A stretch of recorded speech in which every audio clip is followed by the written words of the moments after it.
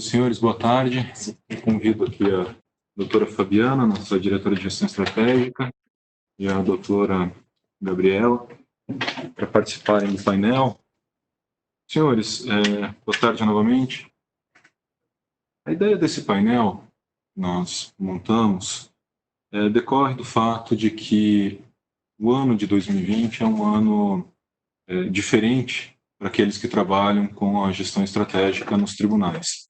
E ele é diferente porque nós chegamos ao final de um ciclo da Estratégia Nacional, que encerra agora em 2020, e temos que, ao mesmo tempo em que estamos no final desse ciclo e temos que concluir a execução desse ciclo, atendendo e atingindo metas já estabelecidas para esse ano, nós temos que construir todo o planejamento estratégico relacionado ao próximo sexênio, que vai de 2021 a 2026, e além de construir o planejamento estratégico, é um ano que nós temos que discutir quais serão as metas já em cima desse planejamento estratégico em discussão para o ano de 2021. Então, para aqueles que trabalham com a gestão de tribunais e conselhos, é um ano bastante carregado nesse ponto da gestão estratégica. Eu gostaria de recapitular um pouco o que já foi feito, o momento em que nós estamos e qual é o nosso desafio futuro, expor qual é o nosso desafio futuro, para que aí nós possamos seguir com o painel.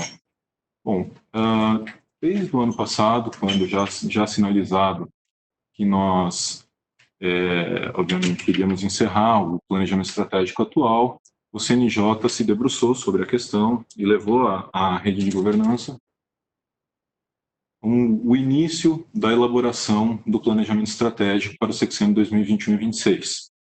Na segunda reunião preparatória ocorrida em 2019, nós submetemos ou apresentamos aos presidentes dos tribunais presentes os macros desafios propostos, e em novembro, já no Encontro Nacional do Poder Judiciário, nós submetemos eles efetivamente à aprovação.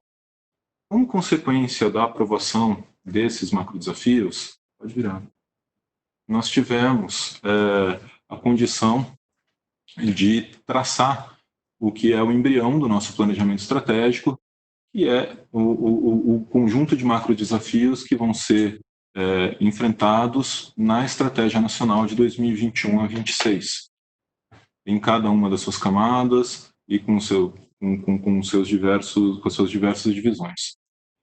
O próximo passo do desenvolvimento do planejamento estratégico consistia em desdobrar os macrodesafios em indicadores de desempenho para que, evidentemente, nós, dentro da Estratégia Nacional, pudéssemos avaliar se estávamos mais próximos ou não, ao longo do período, ao longo dos próximos 6 anos, de acompanhar e de atingir ou de eliminar esses desafios que foram eleitos pelos presidentes como desafios para o judiciário como um todo.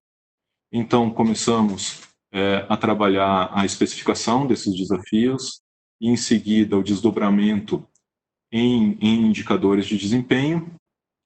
E na última reunião do Comitê Gestor Nacional de Governança, nós deliberamos por aprovar uma série de indicadores de desempenho.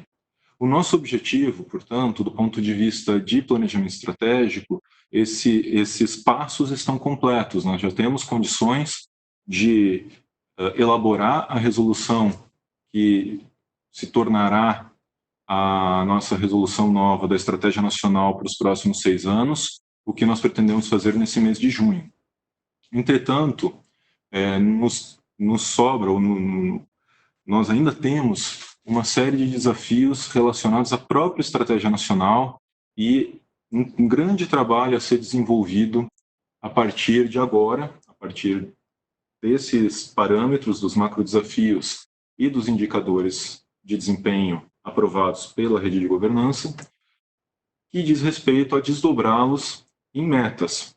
Tradicionalmente, no Poder Judiciário, nós trabalhamos, e assim que nós vimos trabalhando nesse período todo, com metas judiciais, com metas que recaem sobre processos judiciais. Nós ainda não temos a cultura de trabalhar com metas administrativas, que recaiam sobre a área meio, ou de desdobrar indicadores em projetos, políticas judiciárias ou até ações. E nos parece, como conselho, que o grande ponto agora e o grande desafio diz respeito a como nós vamos conduzir essa política nos próximos 6 anos, num viés em que o peso, e essa é uma reclamação dos tribunais e dos juízes da base, de que o peso das metas recai muito, de forma muito grande, sobre a ponta, sobre os juízes. E não necessariamente a missão é correspondida ou é proporcional aos instrumentos.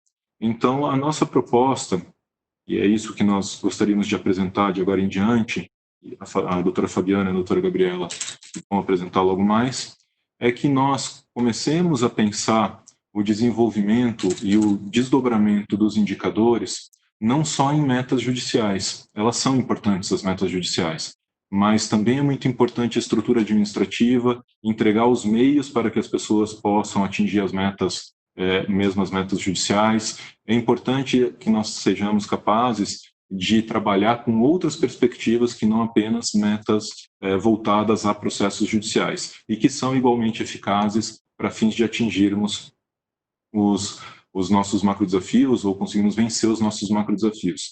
Também é importante que a gente tenha em mente que os indicadores de desempenho, eles existem justamente para que a gente possa medir onde nós estamos em termos de debelar esses desafios. Mas, não necessariamente, e assim, do ponto de vista ideal, recomenda-se que as metas estejam atreladas aos indicadores. As metas não necessariamente precisam estar atreladas a um único indicador. A mesma meta pode perpassar por vários indicadores. Mas, igualmente, isso é uma recomendação. Não há exatamente uma obrigação nesse sentido e nada impede que de um macrodesafio decorra uma meta. Então, como os senhores podem perceber, a construção ela é flexível e por isso que ela precisa ser dialogada.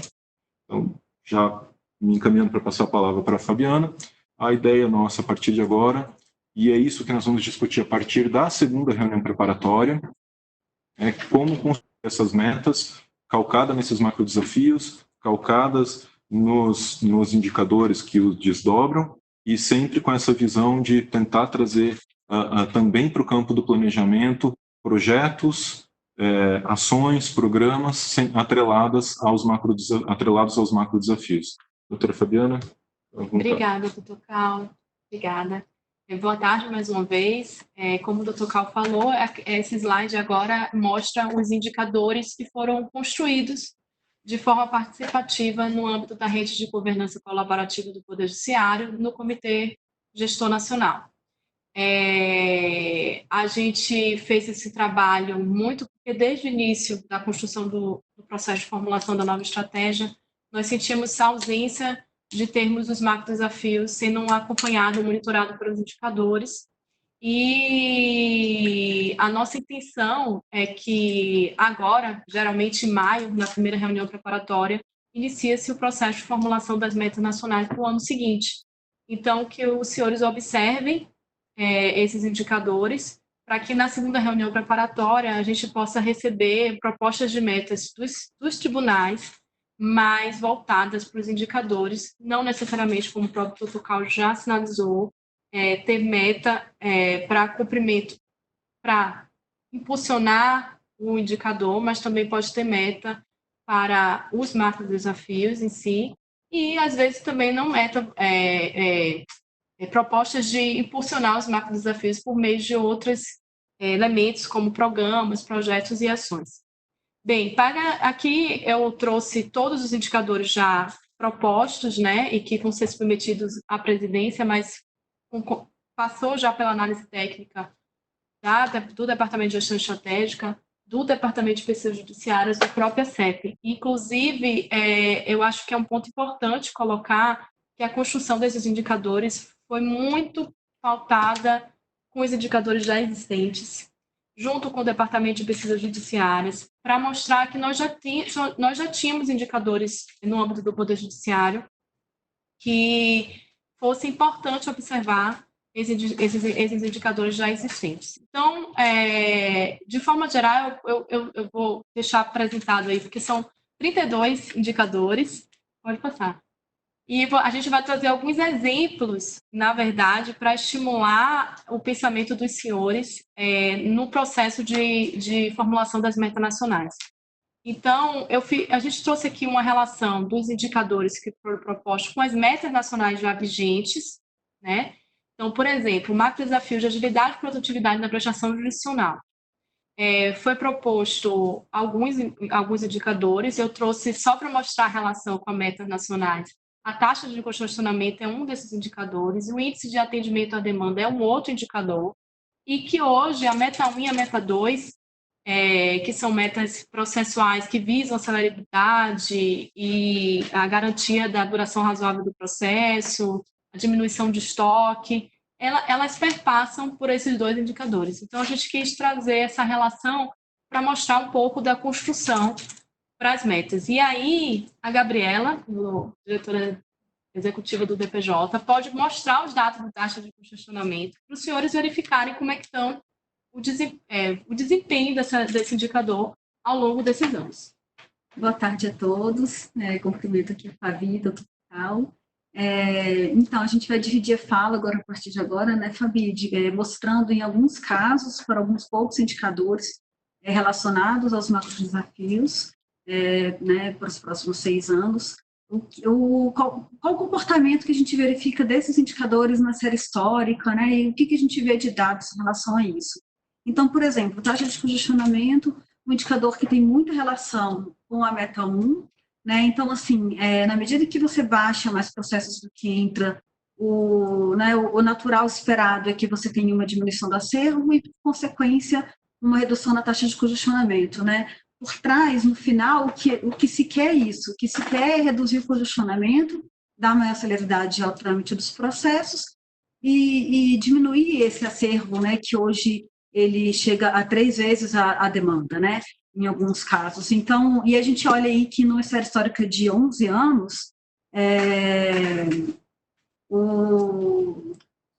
numa série histórica de 11 anos, a gente diminuiu ali o quê? 2 pontos percentuais, né? Na justiça estadual 2 pontos, na federal um pouquinho mais, 4 pontos, né? No trabalho chegou até a aumentar a taxa de congestionamento, se olhar, né, desde o início, na militar diminuiu. A eleitoral é mais complicado analisar, porque tem uma questão sazonal dos anos eleitorais, mas, enfim, o que a gente vê é que, assim, tem uma melhora aí nos últimos 2 anos, a gente vê um esforço de reduzir esses dados, mas, de qualquer forma, na prática, é quase que uma linha constante nesse período todo. Assim. Eu vou complementar o dado que é apresentado, eu estava até comentando isso também com o Dr. Carlos. A meta 1 e a meta 2, elas contribuem para a taxa de congestionamento, mas elas não são uma meta propriamente dita para a taxa de congestionamento, porque a nossa meta 1 e a meta 2, elas não consideram processos fechados.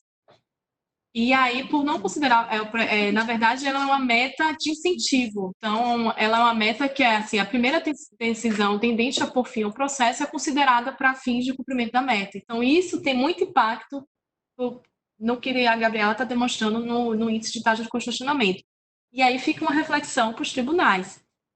A gente pensa que tem que, talvez, recomenda-se ter uma meta voltada especificamente para a taxa de congestionamento, sem abandonar uma meta que é tradicional no Poder Judiciário, que é a meta 1 e a meta 2, que a meta 2 existe desde 2009 e a meta 1 existe desde 2010. E a importância de ir olhando também, de acompanhando a meta com o resultado, né? Não são coisas separadas, o justiça em números e o acompanhamento das metas, são 2 coisas altamente relacionadas, hoje em dia com o mesmo glossário, e que precisam ser, e que um precisa necessariamente refletir o outro. Então, essa é a reflexão que a gente quer trazer na formulação das metas, né, para o ano que vem, pensando que a gente precisa também causar impacto nos diagnósticos que são, né, publicizados pelo CNJ. Aqui é um exemplo da taxa de congestionamento na execução fiscal, já que no macro desafio tem esses 2 indicadores, né, sem execução fiscal e com execução fiscal. Naquele caso, eram os excluídos das execuções fiscais. E aí também, que também a gente traz de novo a reflexão, porque a execução fiscal estava fora da meta, né, hoje, tanto na Justiça Estadual quanto na Justiça Federal, apesar de ter um congestionamento de 93% na federal, né, e 86% na estadual. de ser um processo que leva, em média, 10 anos para ser solucionado na federal, 8 anos na estadual. Então, né, então, se é um gargalo, precisa ter alguma forma, seja por meio de uma meta, ou de algum projeto, alguma ação, tem que ter alguma forma de atacar o problema também.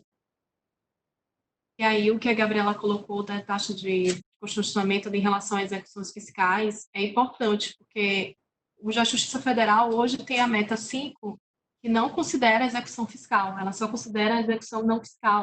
Então, eu acho que é importante a gente olhar os dados que são apresentados pelo Departamento de Pesquisas Judiciárias e a gente pegar esses dados e transformar, não só às vezes em meta, mas também, de alguma forma, impulsionar a melhoria desse índice. Isso é outra coisa que a gente observa, é muita variação, né, entre os tribunais. Então, ao mesmo tempo que a gente tem tribunal que reduziu em quase 20 pontos percentuais nesses 11 anos, tem outros que aumentaram nessa mesma proporção, né? Então, não tem um padrão. Então, se tem tribunal meio estagnado, tem tribunal melhorando, tem tribunal piorando, na média fica tudo meio estagnado, mas não é isso que a gente espera.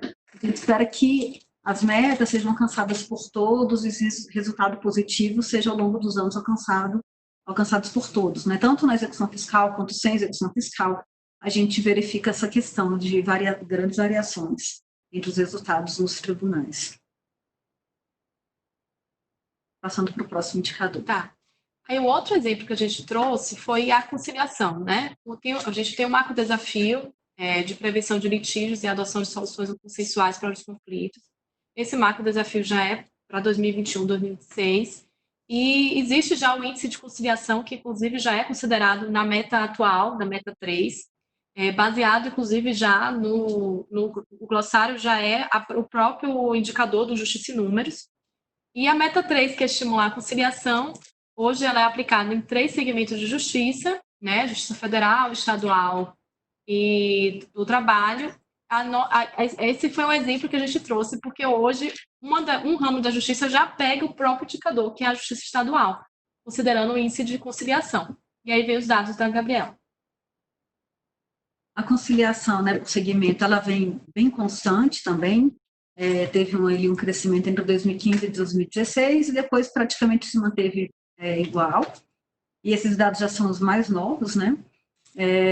A gente vê um crescimento na federal, uma estagnação na estadual e na do trabalho também. E aí o que a gente traz de reflexão, né?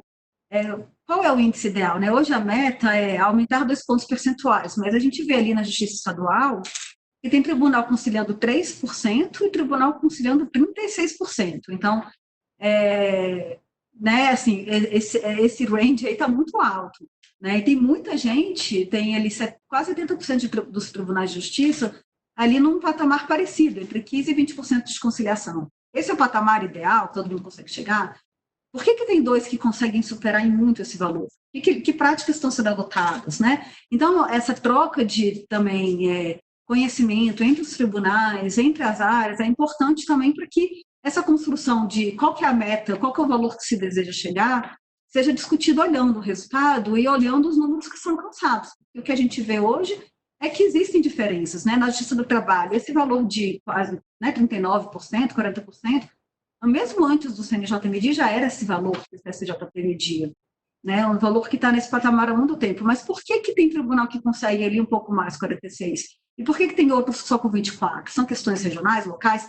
Então, o que a gente quer trazer a reflexão é isso. É importante você de olhar para o dado para tentar estipular um valor que não seja só aumentar, né, mas que seja talvez chegar num número ideal, considerando as experiências locais, que seja um número que o judiciário consiga ter uma melhora como um todo, assim, desse resultado. Essa é uma meta que é um exemplo do que a gente enfrenta nesse ano especificamente. Nós temos diversas metas que levam em consideração um aprimoramento em relação ao apurado no ano anterior. A de conciliação é um exemplo disso. E, evidentemente, esse é um sistema que nós não vamos poder adotar para o ano que vem, porque incrementar algo em relação ao apurado no ano de 2020 com o efeito do Covid transformará a meta em uma não meta, porque ela não será desafiadora. O índice desse ano será tão baixo, provavelmente, em termos de conciliação, especialmente porque depende de audiência, e tem outros fatores envolvidos, não basta o juiz querer impulsionar o processo, enfim, nós precisaremos conversar e tentar construir metas, essa é uma delas, que envolvam outro tipo de medição que não seja considerar única e exclusivamente o ano anterior, né, especialmente em razão da situação que nós vivemos atualmente. Aí, doutor Carlos, veio uma coisa que a gente conversou no ano passado, que a meta nacional de 2019 da Justiça Estadual considerou índice de 2% ao ano anterior, mas para a Justiça Federal foi fomentar no mínimo 5% de conciliação dos processos. E o índice da federal foi acima de 9%. Então, a Justiça Federal já tem anos que ela bate a meta, às vezes, de 200%. Esse ano foi 180%. Então, a gente pode mudar também para padronizar. No ramo de justiça terem a mesma meta, porque na conciliação eles têm metas diferentes.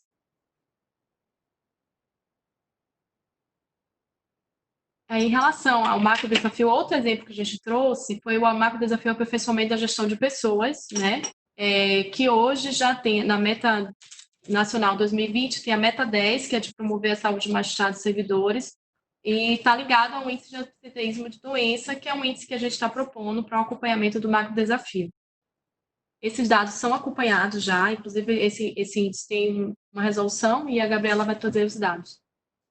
A série histórica do índice de absenteísmo ali dos servidores vem ali em torno, começou em 1,8%, agora está, né, em torno de 2,1%, e dos magistrados, que era menor, na faixa de 1,5%, em 2019 chegou a 2%.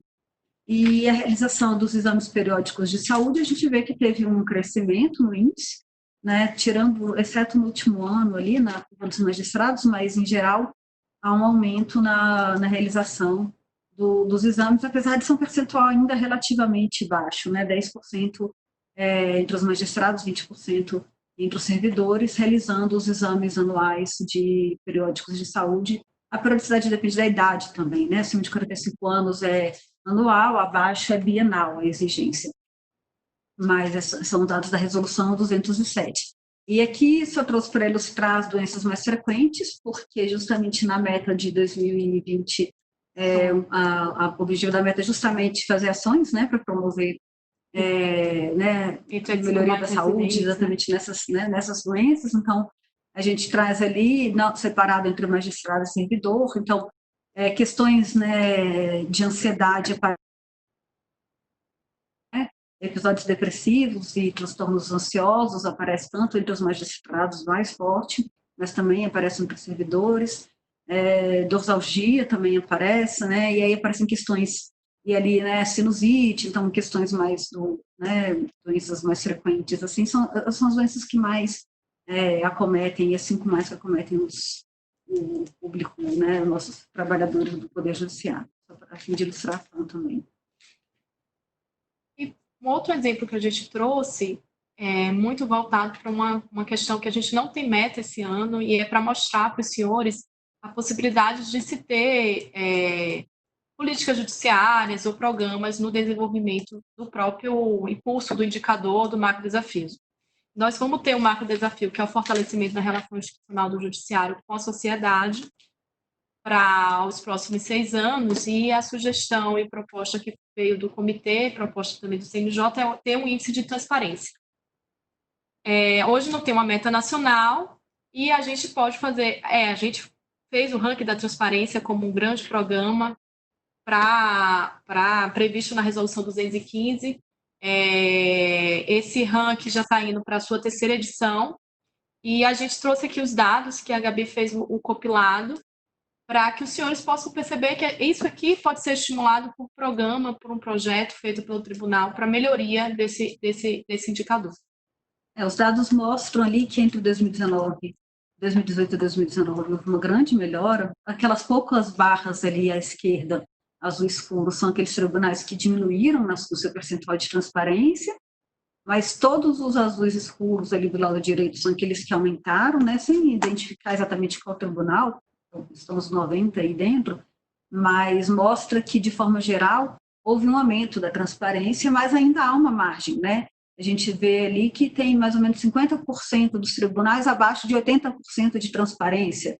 Então, ainda tem um caminho a ser percorrido, e aí pode ser por meio de um projeto, né, para aumentar esse nível de transparência gradualmente, para que a gente chegue no momento que o ranking da transparência a gente tenha todo mundo 100%, que é o que se espera, é a situação ideal. Ainda falta um pouco, mas a gente já consegue ver uma grande evolução no trabalho em um ano, e eu acredito que agora 2020, né, no trabalho que vai ser elaborado pelo DGE agora, a gente vai ter um crescimento ainda maior.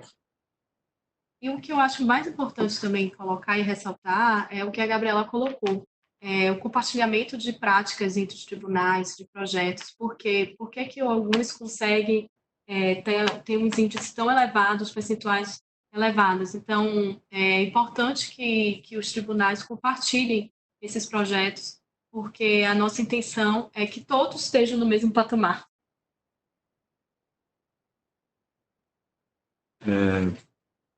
Bom, senhores, a nossa proposta com esse painel era demonstrar como os indicadores podem ser desdobrados em metas, mas que também podem ser desdobrados ou atingidos com ações, projetos ou programas, né? E que essas metas ou ações podem estar relacionadas a mais de um indicador, não necessariamente existe uma relação de 1 para 1 ali, até porque nós temos quase 30 e tantos, 32 indicadores de desempenho, é impossível nós trabalharmos com 32 metas.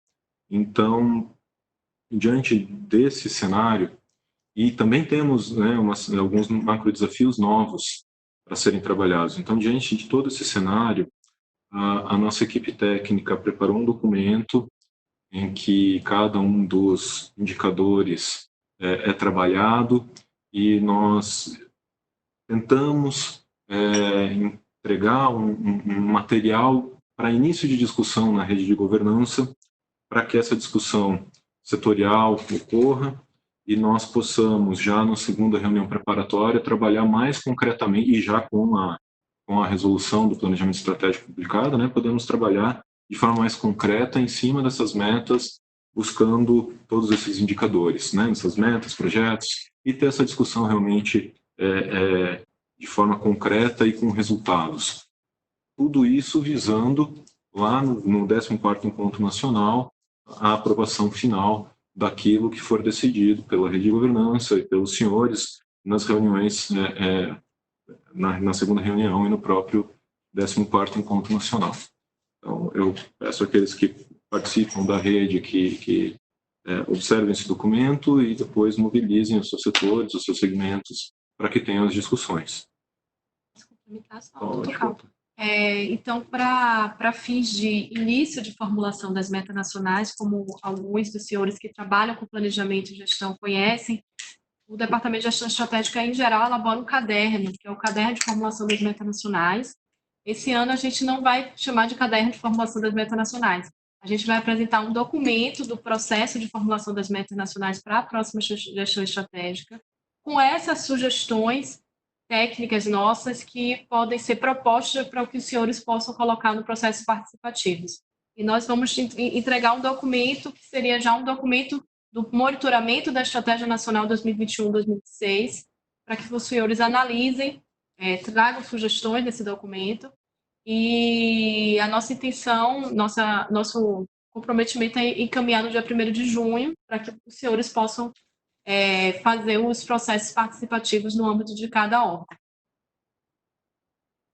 Isso, não sei se o Gabriel quer acrescentar alguma coisa. Não, acho que é isso, e a gente fica à disposição para discutir em conjunto, né? Eu agradeço a atenção de todos, e chamo o Dr. Richard Paikin para dar sequência ao evento. Muito obrigado.